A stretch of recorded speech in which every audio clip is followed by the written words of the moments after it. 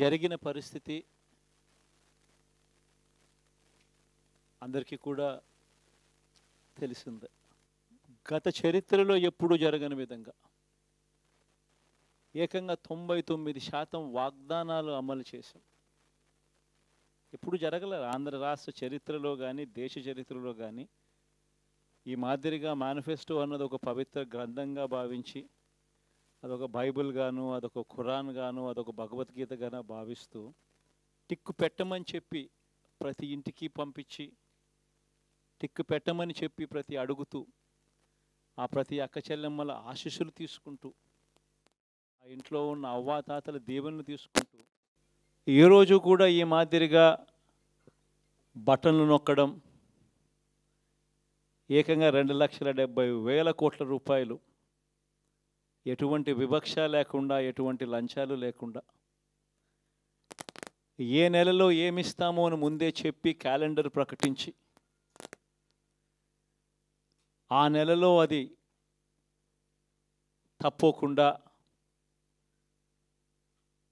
ప్రతి సంవత్సరం తూచా తప్పకుండా ప్రతి సంవత్సరం అది జరిగేట్టుగా చేస్తూ ఏకంగా 2,70,000 కోట్ల రూపాయల వివిధ పథకాల ద్వారా మాట తప్పకుండా జరగడం కూడా గతంలో ఎప్పుడూ కూడా చూడలేదు, జరగలేదు. ఇవన్నీ కూడా నేను ఏదైతే చెప్తా ఉన్నానో ఇవన్నీ ఎప్పుడూ చూడని మార్పులు, గతంలో ఎప్పుడూ జరగని సంస్కరణలు. విద్యారంగంలో అయితేనేమి, వైద్య రంగంలో అయితేనేమి, వ్యవసాయ రంగంలో అయితేనేమి, సామాజిక న్యాయం అంశంలో అయితేనేమి, మహిళా సాధికారత అంశంలో అయితేనేమి, గవర్నెన్స్ విషయంలో అయితేనేమి ఎప్పుడు జరగని చూడని సంస్కరణలను కూడా తీసుకొచ్చు. ఇవన్నీ నేను ఏదైతే చెప్తా ఉన్నానో ఇవన్నీ మనం చేసి చూపించి ప్రజల మన్ననలు పొందిన తర్వాతే ఎన్నికలకు వెళ్ళాం. ఎన్నికల్లో ఏమైందో తెలీదు. 5 సంవత్సరాలు కళ్ళు మూసుకుంటే చాలా అయిపోయింది. 5 సంవత్సరాలు మళ్ళీ 2024 నుంచి 2029 కూడా అదే మాదిరిగానే కళ్ళు మూసుకుంటే 2029 కూడా కళ్ళు మూసుకుంటే వచ్చేస్తుంది. ఇవి మనం గుర్తుపెట్టుకోవాల్సిన అంశం ఏమిటి అని అంటే సినిమాలో ఓన్లీ ఫస్ట్ హాఫ్ మాత్రమే అయ్యింది. గతంలో కూడా ఇదే మాదిరిగా పరిస్థితులు ఉన్నప్పుడు కూడా మనం ఏ మాదిరిగా పైకి లేచాము అన్నది కూడా మీ అందరికీ తెలిసిన విషయాలే. నేను ఒక్కటే మీ అందరికీ చెప్తా ఉన్నా, ప్రజల్లో ఈరోజు మనం చేసిన మంచి ఉంది. ఇంటింటికి మనం చేసిన మంచి ఇంకా బ్రతికే ఉంది. ప్రజల్లో ఈరోజు మనం చేసిన పాలన మీద విశ్వసనీయత అనే పదానికి అర్థం ఈ రోజుకి కూడా ప్రజల్లో ఉంది. గడప గడపకు మనం చేసిన మంచి ఇంకా ప్రజల్లో బతికే ఉంది. మరి ఇవన్నీ ఉన్నప్పుడు మళ్ళీ మనం లేయడం కూడా తథ్యం. కాకపోతే కొంచెం టైం పడుతుంది. ఆ టైం ఇవ్వాలి. ఆ టైం ఇచ్చినప్పుడు, అది జరిగినప్పుడు, పాపాలు పండినప్పుడు ఖచ్చితంగా మళ్ళీ మనం పైకి లేస్తాం. ఈ విషయం ప్రతి ఒక్కరం కూడా గుర్తుపెట్టుకోవాలి. ఎందుకు ఈ మాట కూడా చెప్తా ఉన్నానంటే రాజకీయాలలో అన్నిటికన్నా ముఖ్యమైన అంశం క్యారెక్టర్, విలువలు, విశ్వసనీయత. ఈ పదాలకు అర్థం తెలిసి ఉండడం రాజకీయాలలో చాలా అవసరం.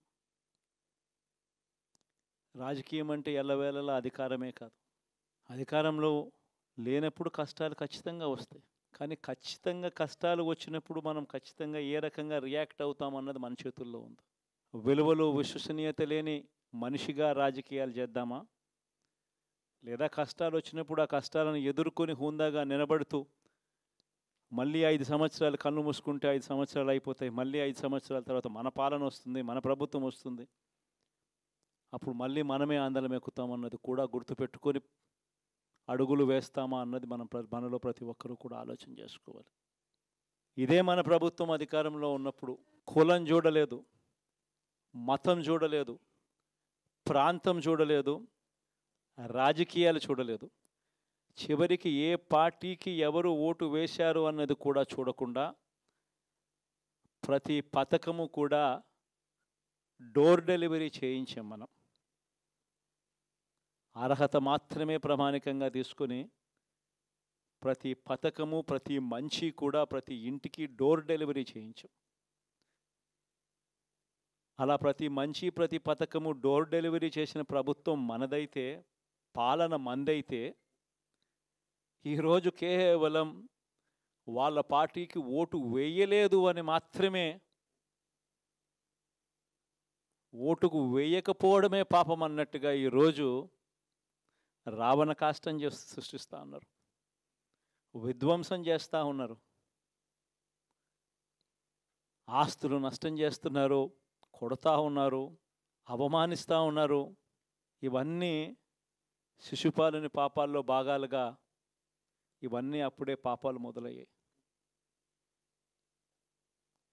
ఒకవైపున మనమేమో మనకు ఓటు వేయకపోయినా కానీ ఏ రోజు కూడా డిస్క్రిమినేషన్ చూడలేదు. అటువంటి వాళ్లకు కూడా మనం డోర్ డెలివరీ చేసిన ప్రభుత్వం పాలన మందైతే, ఈరోజు కేవలం ఓటు వేయలేదన్న ఒకే ఒక కారణంతో ఏకంగా కొడతా ఉన్న పాలన వీళ్ళది. ఈ పాపం ఊరికే పోదు. రెండవ పాపం చంద్రబాబుది కూడా అప్పుడే పండింది. బహుశా కేంద్రం ఈ రకమైన కేంద్రంలో ఈ రకమైన పరిస్థితులు బహుశా ఎప్పుడు ఉండిండవేమో. ఈ రకంగా కేంద్రంలో 240 ఎంపీలు మాత్రమే వచ్చిన పరిస్థితులు, రాష్ట్రంలో ఏకంగా వీళ్ళకు కూడా ఈ మాదిరిగా మంచి నెంబర్లు వచ్చిన పరిస్థితులు, ఎన్డీఏలో మళ్ళీ చక్రం తిప్పుతా ఉన్న పరిస్థితులు. ఇలాంటి పరిస్థితుల్లో కూడా ప్రత్యేక హోదాను అడక్కపోవడం చంద్రబాబు చేసిన మరో పాపానికి కూడా మరో నాంది. ఇలాంటి పరిస్థితుల్లో కూడా ప్రత్యేక హోదా మనం అడిగి తెచ్చుకోలేకపోతే రాష్ట్రంలో ఏ ఒక్క యువకుడు కూడా క్షమించడు చంద్రబాబు నాయుడు. మనం కొంచెం ఈ పాపాలు పండేదాకా మనం గట్టిగా దీన్ని నిలబడగలిగితే, ముందుకు తీసుకొని పోగలిగితే ఈ పోరాటాన్ని ఆటోమేటిక్గా శిశుపాలుని 100 పాపాలు ఫాస్ట్గా ఎరోడ్ అయిపోతాయి. కాబట్టి ప్రతి ఒక్కరూ ఈ విషయాలన్నీ గుర్తుపెట్టుకోమని కోరుతాం. ఇవన్నీ బహుశా నేను చెప్పేటివన్నీ కూడా మీ అందరికీ కూడా తెలియనేటివి కాదు. కేవలం నేను మీ అందరికీ గుర్తు మాత్రమే చేస్తా ఉన్నా. కష్టాలు రావడం అన్నది సర్వసహజం. కష్టాలు ఇలా మనం ఎదుర్కొని నిలబడడం అన్నది మన చేతుల్లో ఉన్న అంశం అన్నది మాత్రం ఖచ్చితంగా ప్రతి ఒక్కరూ గుర్తుపెట్టుకోమని మీ అందరితో కూడా కోరుతా ఉన్నా. శాసనసభలో, చట్టసభలో మీ సభే అన్నిటికన్నా ముఖ్యమైన సభ అవుతుంది. ఓటు వేయలేదు అన్న ఒకే ఒక కారణంతో మనుషుల్ని కొడతా ఉన్న పరిస్థితుల్లో, మనుషుల్ని అవమానిస్తూ ఉన్న పరిస్థితుల్లో, మనుషుల్నే బలవంతంగా ఆస్తి నష్టం చేస్తూ ఉన్న పరిస్థితుల్లో ఇక ప్రతిపక్షం ఉన్నది ఒకటే ఒక పార్టీ, ఆ పార్టీకి అవకాశం ఇవ్వాలా అన్న కనీస నైతిక విలువలు వాళ్ళు పాటిస్తారన్న నమ్మకం నాకైతే లేదు. కాబట్టి మీరు చేయాల్సిన పాత్ర గొప్పది, చాలా ఉంది అన్నది మాత్రం గుర్తుపెట్టుకోండి. రాబోయే రోజుల్లో యాక్టివిటీ లెవెల్స్ అనేది ఆటోమేటిక్లీ పెరుగుతాయి. రాష్ట్ర వ్యాప్తంగా ఉన్న కార్యకర్తలందరినీ ఎవరినైతే వాళ్ళు ఇబ్బందులు పెట్టారో ఖచ్చితంగా వాళ్ళందరికీ మనోధైర్యం ఇస్తూ వాళ్ళ గ్రామాలకు వెళ్ళి వాళ్ళకు తోడుగా ఉండే చేసే కార్యక్రమాలు జరుగుతాయి. రాబోయే రోజుల్లో ఇంకా టైం గడిచే కొద్దీ ప్రజల్లోకి వెళ్ళే కార్యక్రమాలు ఇంకా ముమ్మరం అవుతూ పోతాయి. చివరికి ప్రజల్లోనే ఉంటాం. ప్రజలతో కలిసి పోరాడే కార్యక్రమం వేగంగా టైం గడిచే కొద్దీ మనము వేగంగా అడుగులు ముందుకు వేస్తాం. ఒకటి మీ అందరికీ చెప్తా ఉన్నా, ఏకంగా 14 నెలలు పాదయాత్రలు చేశాం. ఆ వయసు ఈ రోజుటికి నాకుంది. ఆ సత్తువ ఈ రోజుటికి నాకుంది. కాబట్టి మీరు మాత్రం ప్రతి ఒక్కరూ గుర్తుపెట్టుకోండి, ఆ టైం వచ్చేదాకా మీ పాత్ర చాలా కీలకం. ప్రతి ఒక్కరూ ఈ విషయాన్ని మాత్రం గుర్తుపెట్టుకొని మీ అందరితో కూడా సవినయంగా వేడుకుంటా ఉన్నాను.